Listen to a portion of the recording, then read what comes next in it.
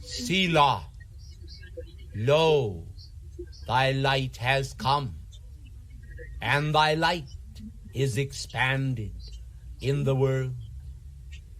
O beloved people, understand that Jerusalem is the crossroads of the heart of the world. Understand that here, in an aura of sanctity, where the patriarchs have long ago dwelled, there still exists those foundation walls of human barriers to the heart of God. For mankind do not understand still the need to shed doubt and fear, to surround themselves with a direct sense of the beauty of holiness and the altar of God. I stand here then in this spot and am able once again to look out over this city and to behold all that has occurred here since 2,000 years ago. O heart of mankind, thou art weighed in the balances, for all have sinned and come short of the glory of God indeed. Yet all should understand that they are able to succeed in the grand adventure of becoming one with God and asserting their independence from those matrices of human thought which have held them bound for so long. Behold the banner of freedom in the cross of realization. Is it not true that the horizontal bar of that cross signifies the realm of materiality, the world of form and human density? And is it not true that the vertical bar is actually a ray of beautiful light coming down from on high and crossing the bar of materiality, of form, and of man's consciousness of separation, and imbuing him with a realization, if he will accept it, of the great power of the resurrection flame? Let men then understand with ease the natural expression of the kingdom of heaven from within themselves.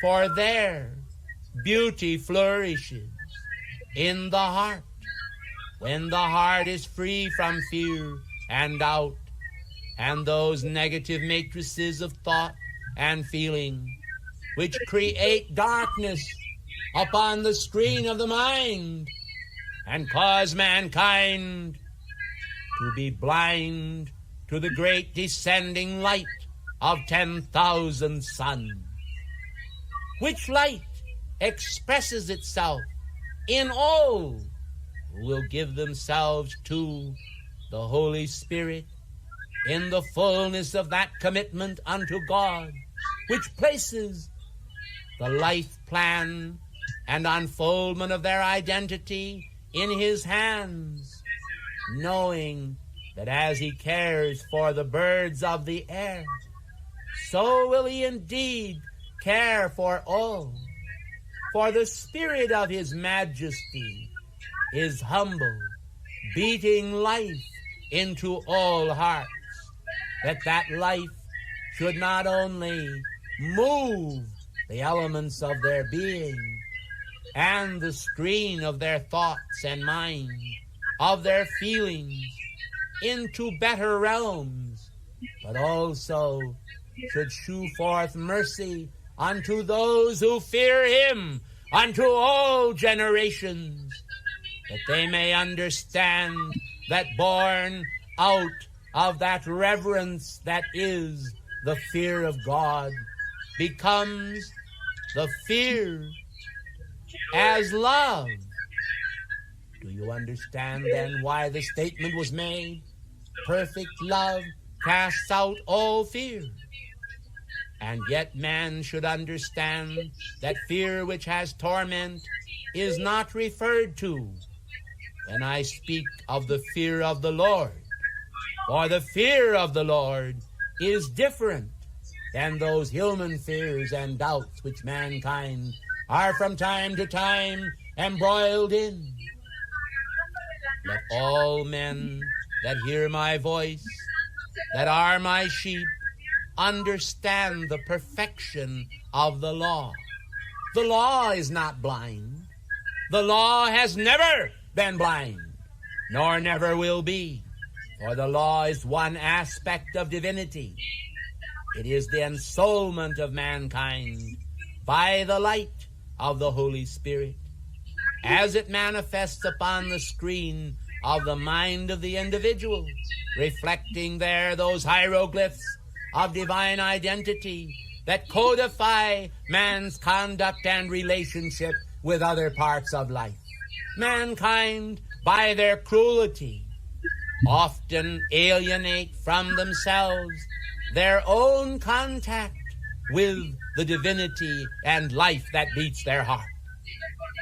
I say then to all, ye who come unto me, that ye may find rest for your souls, magnify the Lord. Selah, it is done. Magnify the Lord and understand that all life is one. For all life comes forth from a central sun of perfection, wisdom, intelligence, and love. The love and the expression of God is given unto mankind that they may understand who and what they are. Oftentimes, mankind do not understand that we are able to speak today in all verity just as easily as through the ancient prophets. Do not actually permit themselves to accept our words simply because they come through a human instrument. What a pity that individuals will thus cut themselves off from a greater range of our expression. For whenever there is a dampening of fear and doubt, even through one person in our vicinity, it carries karmic weight and responsibility back to that individual, which indeed would cause that one to tremble if they knew. For lo, is heaven not? Heaven is. And if heaven is heaven limited? I think not. But what is limited in man is his ability to comprehend, his refusal to see the plan of life unfolding so beautifully for all. For this is what is happening in the world. Albeit darkness may appear to rule momentarily and in the hearts of the multitudes, I tell you of a truth that one day there will be a great stirring in the heart of the earth. There will be a great stirring in individual hearts, and many shall come to know me. And then with the passing of the years, truly thou shalt see that those many that shall come to know me shall bring yet still others, and they shall build a temple upon this earth and in their hearts that shall exert its magnificent influences and spiritual culture into their hearts. And we will restore all things into the beauty and perfection of the divine estate. Know ye not that the kingdom of heaven is intended to appear upon this earth? Think you that the earth is but an experiment of dark individuals, that they shall possess the earth? I tell you, nay, for the sons of darkness shall indeed be cast as the Pharaoh and his rider into the sea. And behold, a new victory shall appear, and behold, a new freedom shall appear in the deserts of mankind's barrenness. For lo, and Selah, they have thought that they would do right, and the right that they have done has brought forth darkness and crying, and there has been moaning upon the bar of life. Let mankind behold and see sorrow and darkness, when light and life and love have never ceased to express, when beauty and perfection has never ceased to vest mankind with greater peace of mind and joy and kindness and the expression of that infinite peace which I am. Lo, that which I am is that which thou art. Is this not true? For behold, mankind is that which the Spirit searches for and finds within their heart. True it is that mankind are blind. True it is that in their outer expression they have failed in the eyes of their fellow men, in the eyes of their peers, to justify their spiritual position. Bear in mind that it was necessary that men in the time in which I was crucified should betray me, because they were not able to see any difference in my face than in all men who dwelled in Jerusalem. Do you not understand then that the servant is not greater than his Lord? Do not expect that men will recognize you, that they will see the good in you no matter what you do. For once the demon of prejudice and pride occupies the mind of man, he is not able to see clearly, but sees through the eyes of those demoniac forces which ought to be cast out and cast down. For the time has come when the demons shall indeed tremble at thy voice, because thou speakest my word. Behold, the demons will tremble, and they will be cast out. For just as many cast out demons in my name, who are not necessarily of me, so today many will triumph over darkness and win in the battle between the sons of light and darkness. Think you that Belial and all the forces of darkness that are rampant today in the world, ensouling the viciousness of the music of the world in some of its manifestations, are going to cease their activity in these latter days of bringing mankind into a spirit of bondage and a house of bondage? I tell you, nay, for they have waxed worse and worse, and will continue to do so until for many they shall be exposed. For harm shall come unto mankind, and deafness of ear. And behold, you shall see that many shall perish at an early age, because they have violated their centers with dangerous drugs, and darkness is over their minds. But I tell you that those who turn to me and to the expression of my love unto the family of nations shall find that I have come again, not only in a physical manner, but also within their souls, that their souls may breathe that freedom of knowledge and expression, which is the fullness of my love unto the family of nations.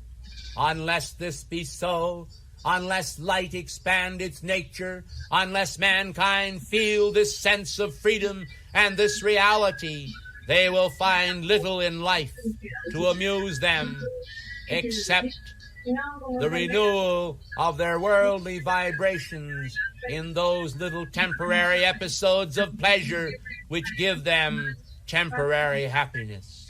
But lo, the things of the Spirit are coming forth, and mankind will understand in the new culture of my Spirit and of the Spirit of all the apostles and prophets, of all the teachers and those emissaries of light from the great central sun, that their life too is a mission, that they must not know defeat, that they must not allow themselves to be trampled upon, but shall ever assert with full faith their own God victory over life and its environs. For mankind today are not free from the rituals of the crucifixion of their own individual selves by the spirit of the world and the world's thought. For unbelief is a crucifixion emanation. It is a scourging which mankind experience. It is a great viciousness in the world which denies God. And I have already said that those who deny me before men, I will deny them before my Father which is in heaven. Lo and Selah, I say unto you all, the house of holiness ought to be revived in mankind, and the veil in the temple of man's life ought to be dissolved by the Spirit of perfection and the flame of the Ark of the Covenant. Lo and behold, I have made my covenant with all life upon this planetary body. My chosen people are also the Gentiles as well as the Jews. To Jew and Greek comes forth my word. To all men, Parthians and Medes. I say then, let my spirit be blessed and glorified, for my spirit is thine. I have given myself to the world, and I have given myself to countless individuals in the world, and I have given myself to the stars, and I have given myself to the west wind, and the wind out of the east, and I have given myself to the lightning, and I have given myself unto the rain, and I have given myself to the thunder, and behold, the thunder from Zion shall be heard in the world, and all lands shall come to see and know that the house of the Lord must be rebuilded. They shall come to know that the building of that house is both spiritual and material, and they shall see that each abomination of desolation standing in the holy place where it ought not must be removed, and that the perfection of the winds of heaven must come forth, that the fan that is in my hand must purge my floor, that life must express that beauty and perfection which shall bring to all the light of life and the hope of reality. But, beloved hearts, I tell you, it shall not be accomplished without struggle, for the karmic weight of the world is very great, and the weight of sins that rests upon human hearts has desecrated the light of my presence and the light of God's presence everywhere. Yet mankind, through an act of mercy, continue to breathe and to draw breath. The breath of opportunity is abroad in the land. And behold, one day mankind shall understand the perfection which I am as dwelling within them. And when they understand it in its entirety, they will make a new heaven and a new earth, for the former things shall be passed away. I have said, behold, I make all things new. And it is so. Behold, I make all things new. But I make them new as mankind invoke from the heart of God a return of those matrices that are the old matrices of perfection, that stand from the beginning, that stand from the source, the perfection of life, that has extended its rays of compassion and beauty, its rays of perfection, down the whole historical streaming light that goes forth from the beginning unto the ending. Behold, I am Alpha and Omega. I am the beginning and the ending. I am the Spirit that has spoken in the churches, and I speak again in the temple of all lives. Behold, I am the Christ. I am He I am he whose vesture dipped in blood stands today to show mankind that the purification of their life is in my hands, is in the hands of their holy Christ self, is in the hands of that emanation of light that from the beginning streamed forth, the Christos, the life ray, the perfection that is the fountain of purification to the whole world, that none should be empty-handed, that all should be laden with the gifts of abundant life. For lo, the whole drama, the whole ritual of existence is that mankind should indeed find that spirit of perfection, which is God, that will right you all. This is the meaning of ritual. It is the meaning of all being rectified. That which is crooked should be made straight. That which is turned away from the light should turn to the light. And all things should indeed become the perfection which God ordained from the beginning.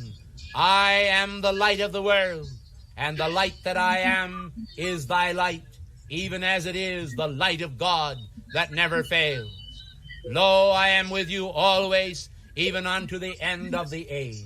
Lo, here in Jerusalem, we shall kindle a sacred fire this night that shall actually amplify all of the efforts that have ever been made by any of the apostles, by any of the prophets, by any of the teachers, by any individual, by any mother's heart, by any father's heart, by any brother's heart, by any holy emanation of my flame. We shall amplify it, and we shall kindle in the community of nations a light that is the light of 10,000 suns, and it shall radiate forth into the heart of the earth, and it shall come to pass that sensitive men everywhere shall pick up this vibration, this activity of joy, and the cup of life shall overflow, and the abundant life shall be made manifest, and mankind shall understand those covenants which I made with Abraham, with Isaac, and with Jacob, those covenants which I have made also with others along the spiritual path. For I have dwelled in the secret places, saith the Most High, and behold, in those secret places the power of God is pouring forth its emanation through myriad hearts. We have this day communicated our covenant to many who have in days of old served life. In the name of Melchizedek, in the name of Enoch the seventh from Adam, I say that the flame of the Ancient of Days is once again rekindled in a new and beautiful fashion upon this planet. And behold, my light shall go forth, and the family of nations shall receive it, and many hearts shall be troubled because of it. But I assure you, once it is accepted, and it fulfills the mandates of the kingdom of heaven upon this earth, then mankind shall rejoice because of it. Yet there are those who shall wail because of it. And why is this so? Because they will not find the faith to accept my voice as a reality in this age. They have placed me in a tomb even when they have said that I am risen. They have placed me in limitation even when they have said that I am unlimited. They have done this unto me. Now I say, I shall break and shatter the fetters that bind mankind. I shall say, not only in Jerusalem, but in the heart of the world, let freedom now abide, and let the chains of mankind be broken. Let the captives go free, and let the beauty of holiness fill the heart of the earth. Men have believed and known that one day the heart of God would be revered upon this earth, that one day I would return again. Let me say unto all that the mystical knowledge of the mystical teachings of the Great White Brotherhood will reveal to those who have the patience to wait for it the perfection matrix of knowledge and understanding, whereby all of the mysteries of all ages shall be comprehended, because there is but one truth. Lo, I am that truth. Lo, when you affirm it with me, you are that truth. For we are made from one universal matrix. We are molded in one spirit of perfection from within. I am both elder brother and your own heart's light. I am thus the light of the world. I, Jesus, have spoken.